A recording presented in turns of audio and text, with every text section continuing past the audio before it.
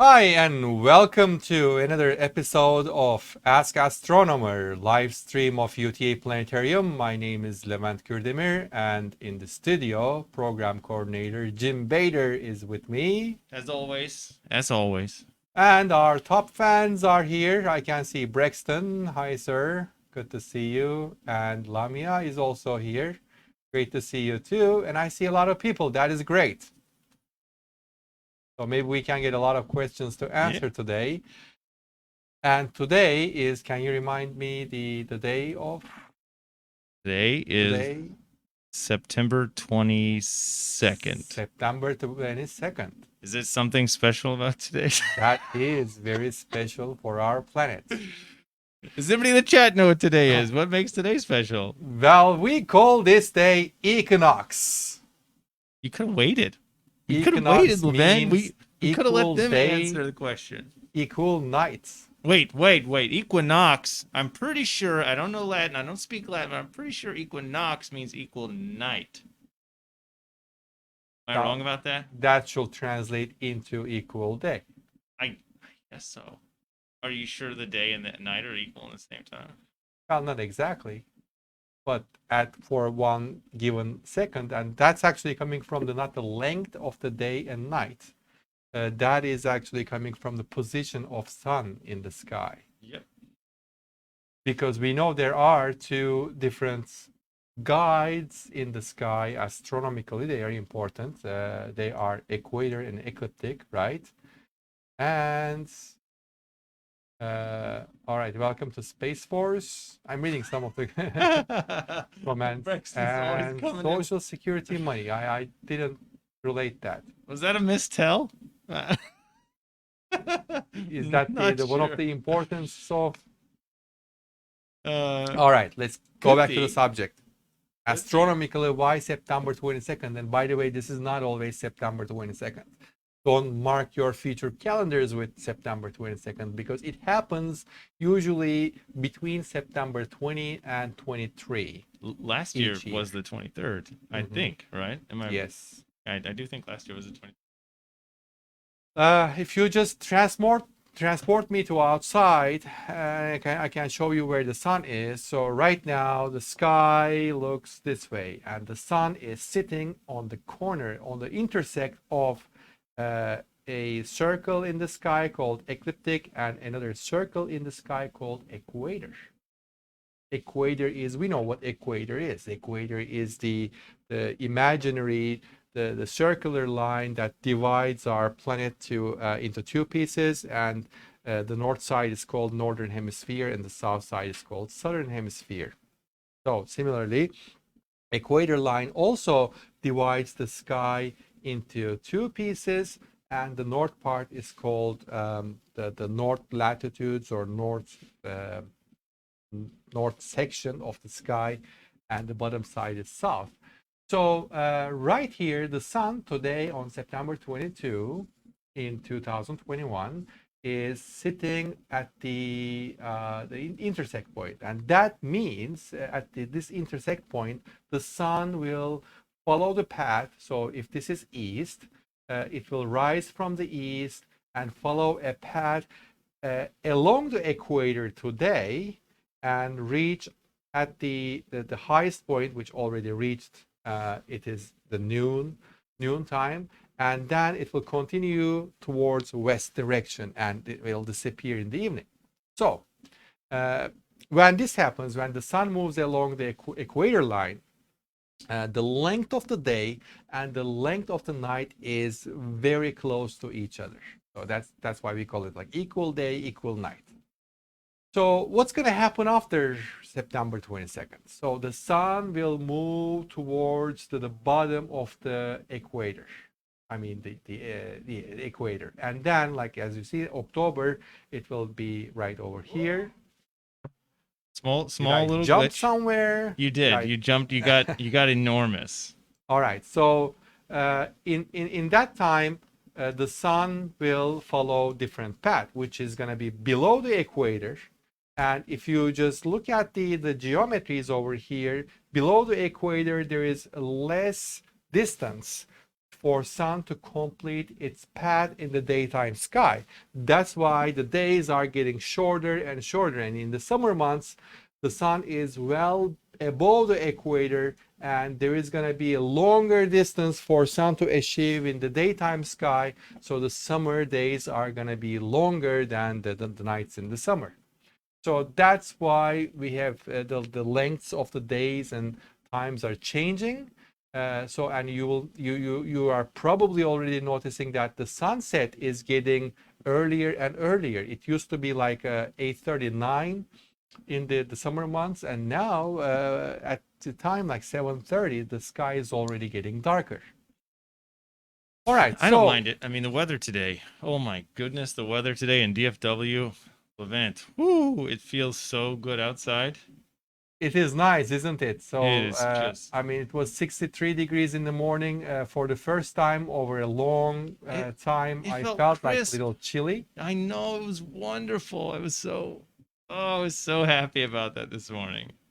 Uh-huh. Brexton says the Wednesday is an important day. Yes, I will come back to that. It's an important day. And Brexton also says, do we see more stars during the winter? Not more stars, but in the winter sky, there are brighter stars. And that's just a coincidence that like the Orion constellation is out and Taurus is out, and there is a wonderful Pleiades star cluster is out during the winter sky. So we have plenty of bright stars and bright constellations located in the winter sky. That's why I think it may be perceived as we see more stars, but the number of stars are changing, the visible stars changing through the night and during the seasons, but not by much. And also, any other questions? I cannot see any right now. All right, so we said that the sunset is getting earlier and earlier, right? and that has an impact on farmers apparently. And you know what this week's moon's called in the Farmer's Almanac? It's called the Farmer Moon. It's called the Harvest Moon. The full moon was on Monday, It was so past Monday. crazy It looking. was I very actually got a nice. picture of it on my phone through the trees. I don't have it to show to the guests. I'm sorry. Um, like I couldn't see the moon, but the color was so like it was so orange. I almost looked to me like it was closing in on like, wait, did I miss an eclipse? Are we having a lunar eclipse right now? It was just really it was so beautiful. I hope everybody else got to see it. Yeah, I mean, as the air pollution increases, actually, you may see more and more different colors on the moon. The colorful moon is usually changing. It is caused by the Earth's air and a lot of factors, and like the thin clouds, first of all, make the moon color change, but also air pollution has an effect too. Well, why it is called harvest moon? What do you think? What to do with harvest time and the full moon in September? Because they harvest crops? Well, if you think about it, that's harvest season for farmers and the harvesting season, and then they worked till late hours. And as the sunset gets earlier and earlier, that means they have to work through night. And the full moon provides great Okay, okay. lighting for farmers. That's pretty That's silly. why they call it harvest moon, because they are continue working in the farms after it's dark. And the full moon helps Stupid. a lot. I think there's a good reason for the name. I mean, I'm not fan of all the names of Almanac names. the farmer's almanac and the moons, like pink moon, for example. Who cares about the pink color? The moon never appears pink, but somebody gave the name pink moon. So Brexton says the crops grow better.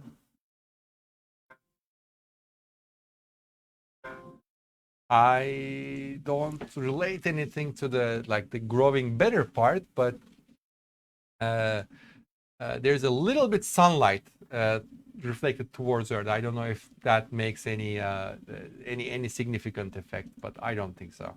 Maybe lessens the. I mean, in Texas, it might be better. Some of that sun can be oppressive. So, how about the September 23? Yes, September 23 is also an important day, not astronomically important, but it is a important day because it's called North Texas Giving Day. And for the first time, What? we are participating as UTA Planetarium in this program. In this program, if you are planning to donate any money, if you consider planetarium, your donations will be welcome. In this program, the donation is matched by some extent. I don't know what the percentage is, but you can just make your donation. If you make donation, let me tell you, you have to make your donation to UTA Planetarium because we are participating as an institution, but you have to put UTA Planetarium in the notes field. So when institution gets your donation, they would know which department they need to direct the funds. Otherwise, it will go to the institution anyway, which is a great thing. But you need to mention UTA Planetarium in the notes. So if you are willing to donate, please consider us. So that's going to be a great way to support the planetarium. Otherwise, our programs, the online programs, are going to be always free. And here is the link. Always. If you would like to look at the make a donation to the planetarium, we put the link in the chat. But again, that support is completely optional. Our streams are going to be always free. All right. So what is next going on? Do you have anything in your items, Jim? Definitely. We have stuff to talk about in the items. Let's just pop over real quick. Back to this. I just was thinking about the equinox, and I had this this thought of we say that the fall starts with equinox, Mm-hmm. but it doesn't really feel, at least in Texas, maybe in other places around the world, but I feel like Texas is a pretty average place in terms of not so far north you can't live there and Mm-hmm. not on the equator. Um, it doesn't, like, fall doesn't really start for me. I don't see a real change in the weather. We have a cold front that came through today. That's different, but I don't see a real change in weather until what feels like late October slash early November.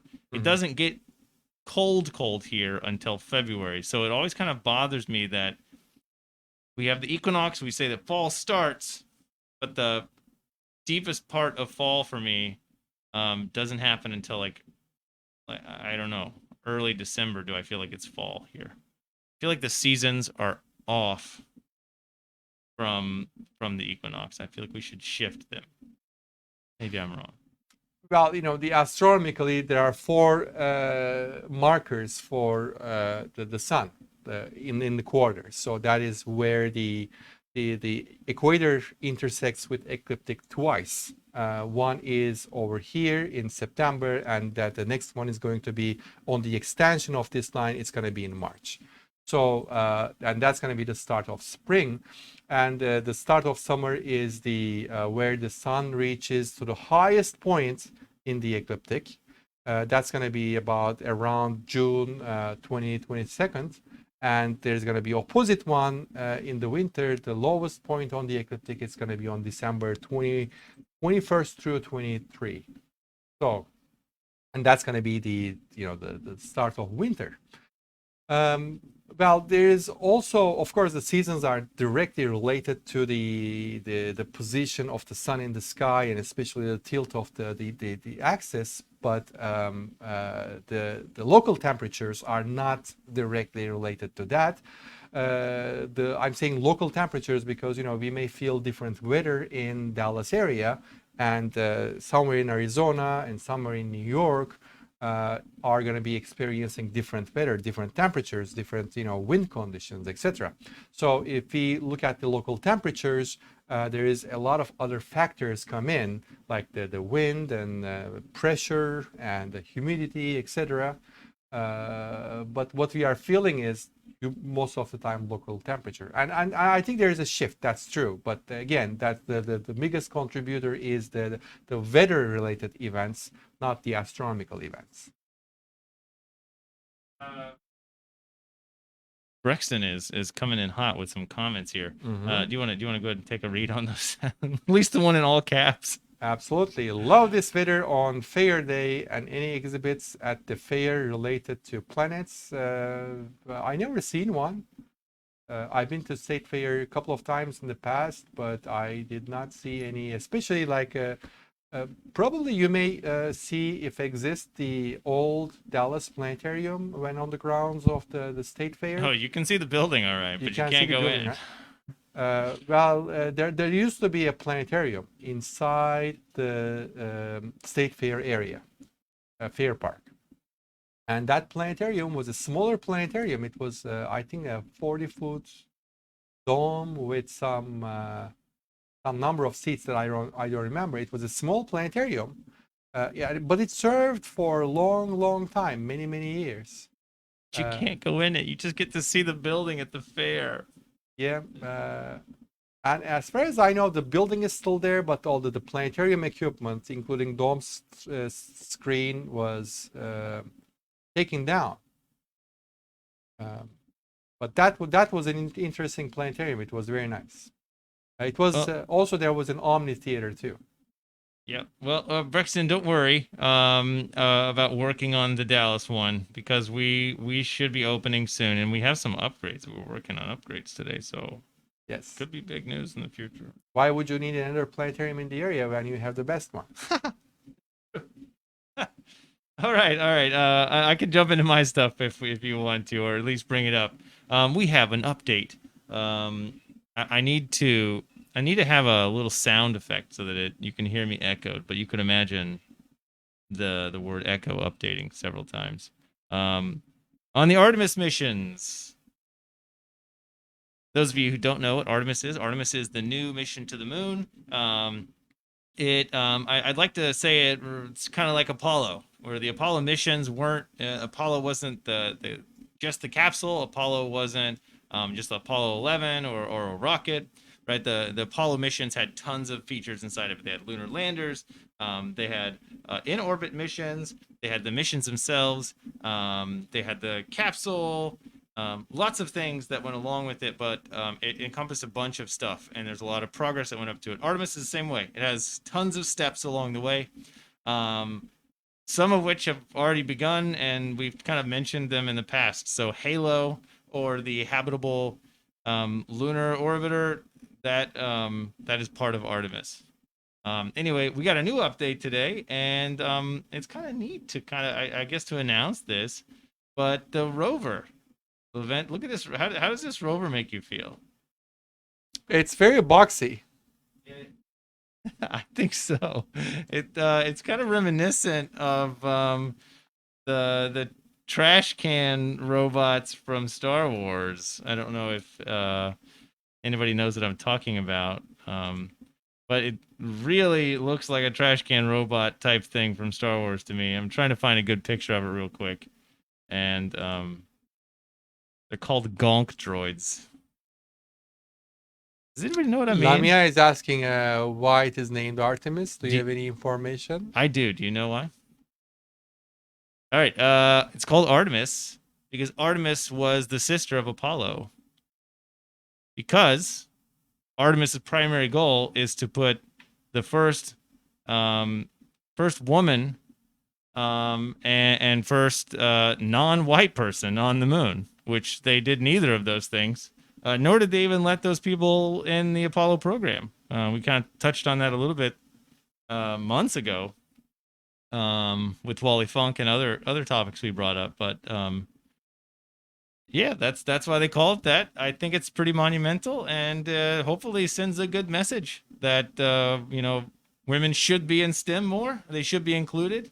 And as a matter of fact, they're more efficient to send to space. That's a true statement. That's not a joke or whatever. I mean, their brains are just as good, right? It's the same brain, but they weigh less on average, and that's a win-win all the way around. So, yeah. Also, I think that lots of stress tests.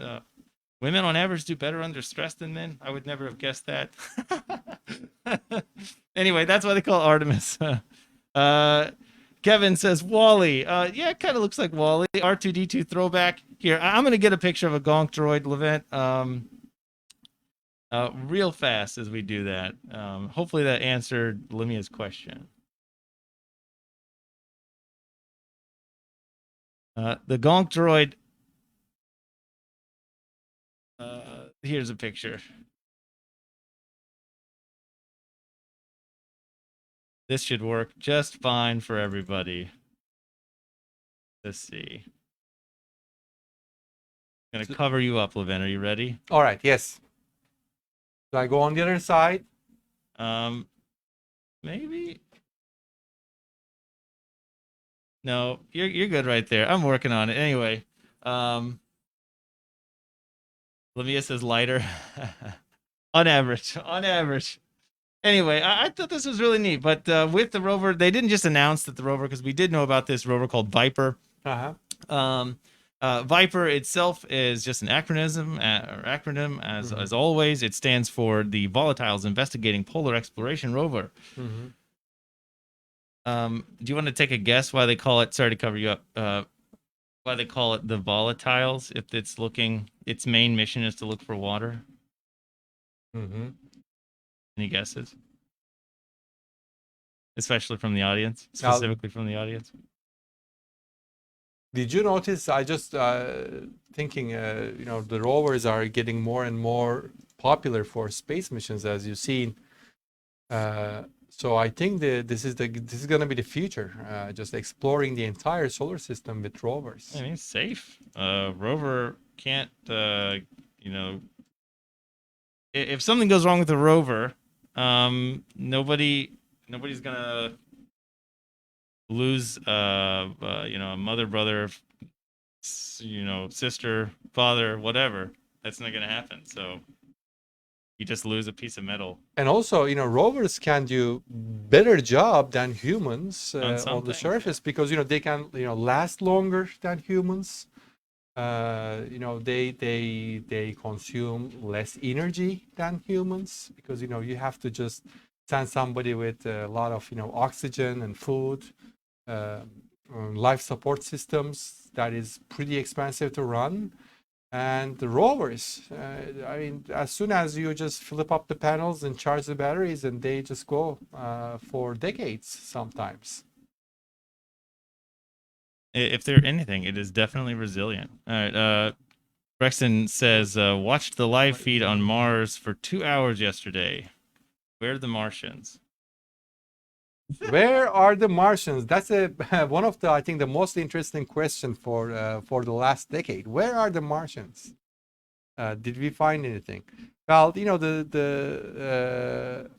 I always say we are looking for the form of life, but form of life can be anything. If you think about it, like there's a little bit algae growth on the pool, swimming pool. That's also a form of life.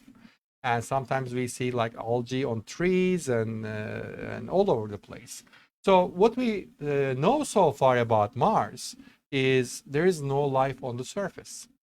But that doesn't mean if you dig underground, you won't find anything. You can just experiment yourself. You can go onto your backyard, look in the area. You don't see any living animal at the moment, and start digging. And probably after at the second scoop, you will start finding some form of life. Okay, we are not expecting to find that type of life, maybe like bugs or something like that on the Mars surface, but at least we are looking for some living cells, maybe mold, maybe algae, maybe something. But because we have good evidence that the Mars mud may be wet deep in there, there may be some form of life along with it. So that's what we are trying to find. And that's what we are going to call Martian if we find one. I'm a little nervous to find that. I mean, what happens? But yeah, Brexton, the cliff and mountain ranges are certainly spectacular looking. I'll be excited to bring you guys back into the planetarium because one thing that we always do is anytime they drop beautiful 360-degree images like that, they're on the dome. So I can assure you that we will have that stuff ready when we open the planetarium back up again. Those types of things will be ready to go for sure. Anyway, the exciting news that they announced about the rovers, we knew that it was. I mean, we knew what the rover was going to do. It's called the Volatile Investigating Polar Exploration Rover because it's looking not for volatiles directly, but if they find the water in the amount that they hope to find it, and its location is accessible, because that's really what its job is. It's go to look. We know that there's water on the surface of the moon. Obviously, it's ice water or in ice form, not liquid. They need to know how how much is there, how accessible is it. So this thing's got a drill on it. It's able to kind of drill down and get I guess, a closer look at what they have going on. But this water is not going to be used necessarily for drinking. We need water to make rocket fuel, and that's where the volatile part comes in. Because well, water is not volatile, rocket fuel is. So, I don't know. It's interesting. It's exciting. So they said where it's going to land. We knew if you were looking for frozen water, where would you look, Levin? On the moon. You want to point where you think it would be most likely to find? Well, the most likely places are the poles, of course, because like Earth, the poles get colder. So as the environment gets colder, more likely, similar to Mars, similar to Earth, uh, there's a more potential to carry more water. But again, that water is going to be in ice form. All right, so here's we can fly. Let's do some flying. What's interesting about the moon, when you just look at directly, you would immediately notice one thing. There are some dark areas like these. Those are called Maria. So Maria means sea in Latin, and the reason they called sea, we know there is now no like liquid water to form lakes or seas, but they were thought to be seas on the surface of the moon. That's why those places are called initially Maria, and we are still using the same name today. So this is the backside of the moon. If you can notice the South Pole, the South Pole of the moon. And as you see, we don't see those craters from the surface of Earth, at least from Arlington. So And those are very deep craters. I I actually marked where the Yeah. rover is supposed to land. So it seems like it is pretty much along the Terminator line. Yes, it is supposed to land. Right. If you should be able to zoom in. I can actually get Yeah, rid of that's the light. You what I gotta was trying, but my controller is not seem to cooperate on this. might have to push that button in the middle of the controller. Not Uh, sure. all right, so There yeah, we it go. started working. So there are very nice craters in that area, and probably they are avoiding the craters to land, right? Because the flat spaces are better for landings. The craters can always cause a lot of troubles. And here, wow. I just lit it up, so I couldn't stand the darkness. We had to. It's no longer shaded. This is not real. But yeah, it's gonna be landing just to the, I guess, the opposite side of the screen from where you are. Uh-huh. So it'll be landing right over here, which you're gonna have to point to. As I can't do that. Um, Okay, yeah, it's not going inside of a crater. It will just probably the edge, in the right? region, yeah, it'll be around the region of the Uh-huh. crater. Okay. Yeah, that area will be very difficult to navigate. Definitely. I can't imagine. Also landing. I mean, a lot of this is in darkness. They don't know what it looks like, and that's the point. They're going there because it's dark Mm-hmm. all the time. So that's nerve-wracking. I'm curious about all the stuff they'll run into and what they expect when we get closer to the launch. It's supposed to launch in 2023, Mm-hmm. which is still 2 years away. A little over 2 years when they're going to launch it, I think. Um, but I'm certainly curious as to what we run into. Uh, Wow. we have one last little detail about it, and I should pop out of the way. It's gonna go on a lander made by a company called Astrobotics out of Pittsburgh. This is like the Griffin lander, um, and it's wild to me how these things come together. Where one company would make the rover, one company makes the lander, one company makes the rocket. Um, I mean, as of right now, it's three companies involved just getting a satellite or a rover to Mars. Um, So there will be probably some integrator in between. I assume that's NASA. um, but I don't know. It's kind of wild to me. I mean, it's going to be launched on a Falcon Heavy, so we get to see one of those awesome dual boosters landing simultaneously back on Earth. That is just something out of just it feels so sci-fi. Um, and then I think SpaceX also gets it to the moon, and Griffith just gets it to the surface safely. Lamia said, I mean, craters have a high collision probability where there are craters, where therefore craters. Well, Yes. yeah, if it lands in a crater, it's kind of stuck if the crater is very big.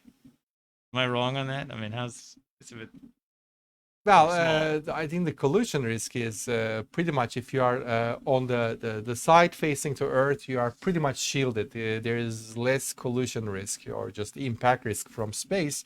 Of course, the other side of the moon features more craters than the side looking us, because that other side is more prone to any impacts coming in. But if you think about it, those craters were formed in the past billions of years.